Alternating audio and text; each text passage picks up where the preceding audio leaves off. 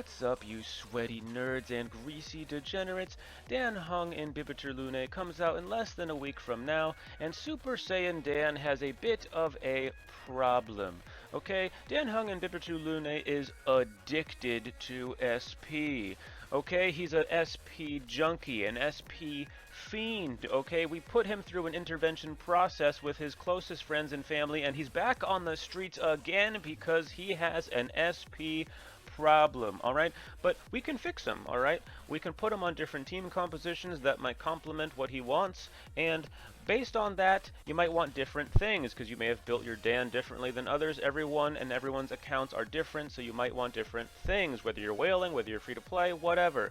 So I thought it would be good to go over some team compositions for Super Saiyan Dan, so let's get into it and stop wasting our time, shall we?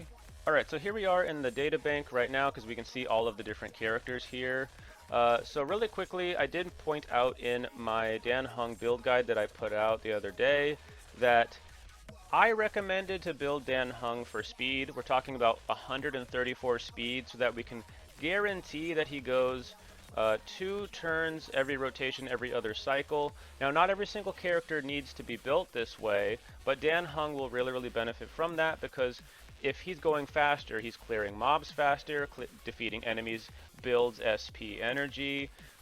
He's also able to personally go faster, have more turns, giving him energy quickly that way. And if you built him with enough energy, it will just happen even sooner. And so I do still recommend that you build a team around Dan that is fast as well. However, it is not necessarily a requirement because Dan, especially if he has energy regeneration rope, especially if he has a signature light cone, especially if he's built fast enough, he doesn't necessarily need other members to efficiently build SP. However, the team will be more synergetic if the whole team is built for speed as well. They can buff him at really more consistent intervals and different things like that, because I do believe we should build hyper carry Dan, meaning I recommend having Dan Heng, 1 healer, and 2 supports. You can have 2 DPS Dan as well, but I think I like the idea of the 2 supports for Dan for a number of reasons, and we'll get into that in just a moment. Let's go ahead and talk about some of the characters. With the understanding that, like I said, you don't have to have every single character going fast, but again, I still do recommend that. So Bronya.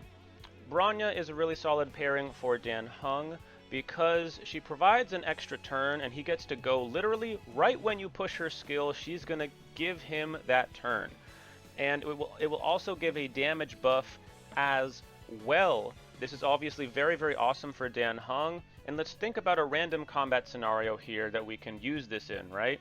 Let's just say you had a Dan Heng that was going first in the rotation and he just got the ability to use his enhanced basic attack 3, his strongest attack. Rather than use that, you could actually just throw out a normal basic attack with him and not worry about it, because again, he's going fast, he's gaining energy back, quickly. And then wait for Bronya's turn shortly after.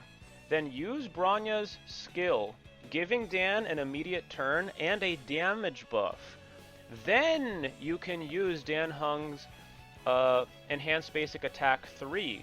So you're doubling up on the damage multipliers from his own buffs that he's going to give himself, and you're doubling up because she's going to give him a damage buff as well. And all of these working together will put out a very powerful attack.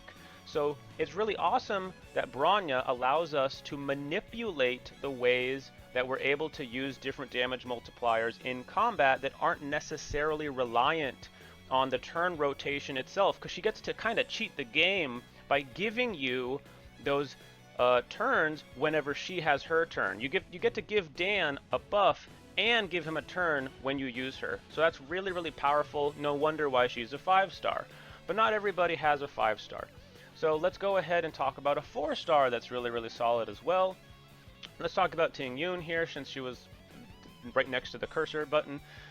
So Tingyun gives literally energy to your Dan Heng. When she uses her ultimate, she will literally give Dan Heng energy. This is going to make him able to build his ultimate faster. In fact, you might be just shy of being able to use his ultimate, and then she'll literally give him energy, and then boom, he can pop his ultimate right then and there, giving him stacks for when his turn comes along. This is incredibly powerful. So, a very, very solid 4-star unit, and a very, very solid free-to-play unit, and not only free-to-play, whales are probably going to be using her as well, because she provides so much to a Dan Heng team. That's just her ultimate.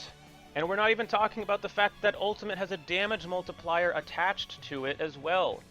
Not only that, but she has a very solid skill that is very, very skill point efficient. She's skill point positive, because she'll use her skill, she'll give you a damage buff for 3 turns. That means that she won't even have to touch her skill for 3 turns. She'll just use her basic attack that also gets a buff as well. So she's very, very synergetic with the Dan Heng team. Can't recommend her enough. She's great for a Dan Heng team for obvious reasons.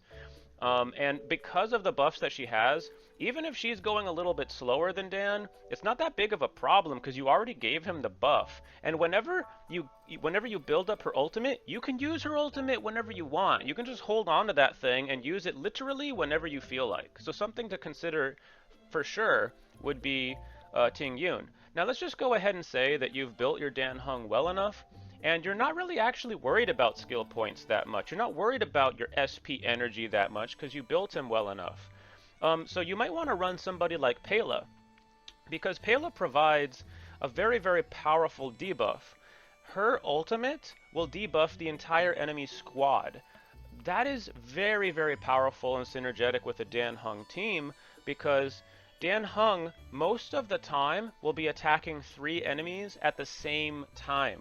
So, rather than debuff only one enemy at a time, she debuffs everybody. So, Dan Heng doesn't have to worry about who he's attacking. If you used her ultimate beforehand, they're already debuffed, and he can just delete entire enemy mobs like at once because of this. It's crazy. So, Pela, free-to-play option. Really, really solid unit. I believe that she's come up in the rankings a bit. She used to kind of be a little bit underrated, but very, very powerful unit. Not just free-to-play friendly, but very, very synergetic for any Dan Heng team. Can't recommend Pela enough, especially for a Dan team. So let's talk about another debuffer, Silverwolf. Again, not everyone's going to have Silverwolf, but let's talk about her because she's great for a Dan Heng team. She can give a very, very powerful debuff. It is one enemy at a time, but at the same time that she debuffs them, she's also damaging them. And if you build her properly, she can actually damage them a lot. I mean, I use Silverwolf all the time. She's actually deleting enemies on her own without having to use anybody else. She has the debuff attached to her skill. She has the debuff attached to her ultimate. She's great. Now, one thing to remember as well is that she can apply an enemy weakness as well. If you're running a mono imaginary team with your Dan Heng, a lot of people are going to run mono imaginary. And you don't need me to tell you this. If you're running mono imaginary, she is literally a requirement because of the fact that she can very consistently apply an imaginary weakness to the enemy. But she works really, really well on just about any team comp that exists out there because of how powerful her debuffs are, while also dealing damage at the same time.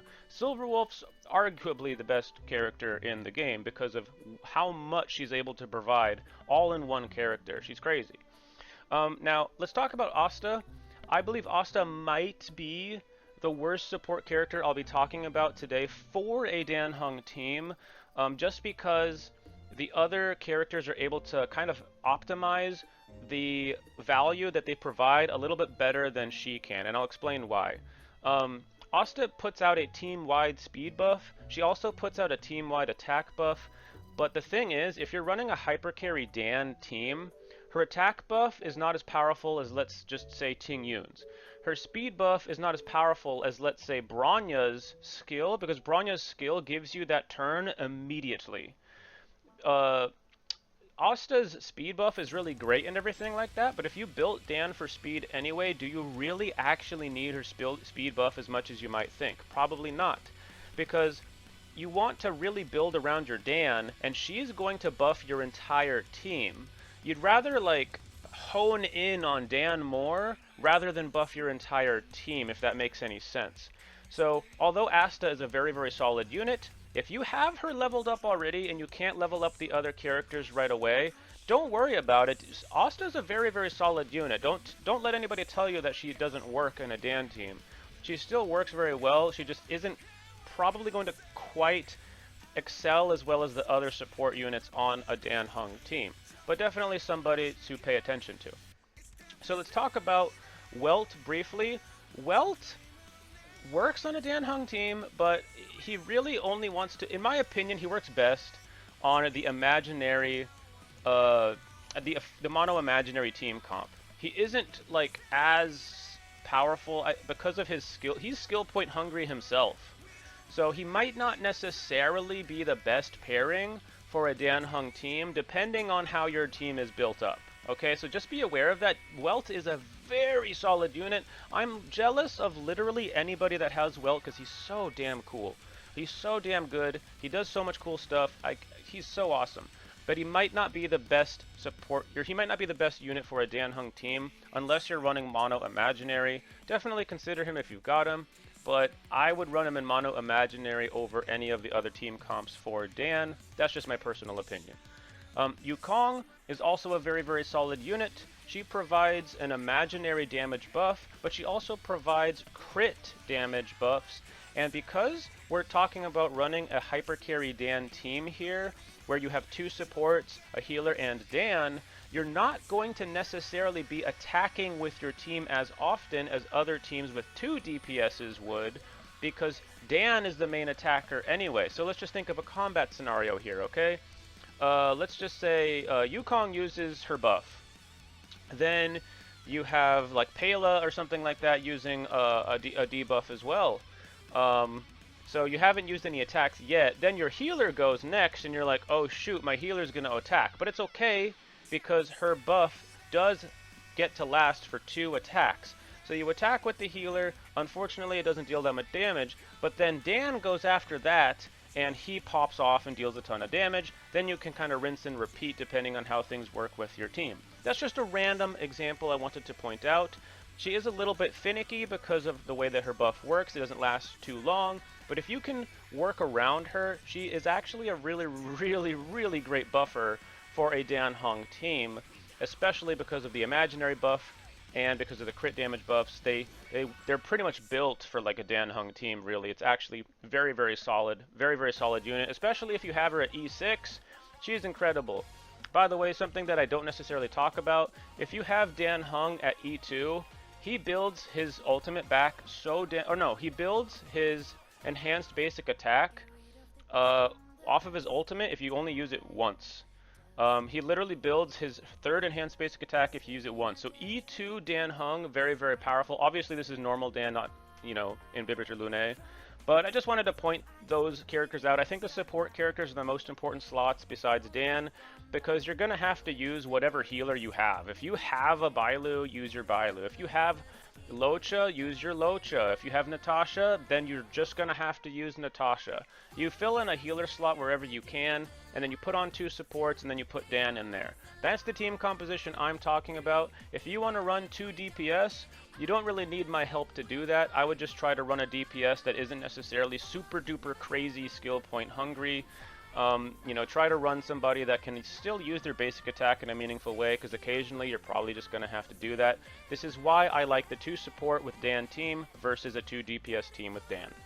Let me know if there's anything that I may have not mentioned in this video. Don't forget that I did put out a build guide and some other videos for Dan recently, so there may have been some stuff I didn't cover because I've already covered it before. But go ahead and put down any information you might think is important for a Dan Heng in the comments below, and I will put a pinned comment and the description, a Dan Heng build guide as well as a Dan Heng preform guide in case you guys are interested in that. It might not necessarily seem like it, but these videos do take a lot of time and effort in order to make them, so if this video was helpful to you or entertaining to you in any way, shape, or form, please leave a like and subscribe. But if you hated it, please leave a hate thread in the comments and we can talk about how Jingliu likes me more than she likes you. But I do hope that you do win your 50-50 for Dan Heng if you are pulling for him. I wish you the best of luck on your 10 pulls, and I do hope you pull the characters that you like and you pull them early. Anyways, I'll catch you guys next time. Peace out.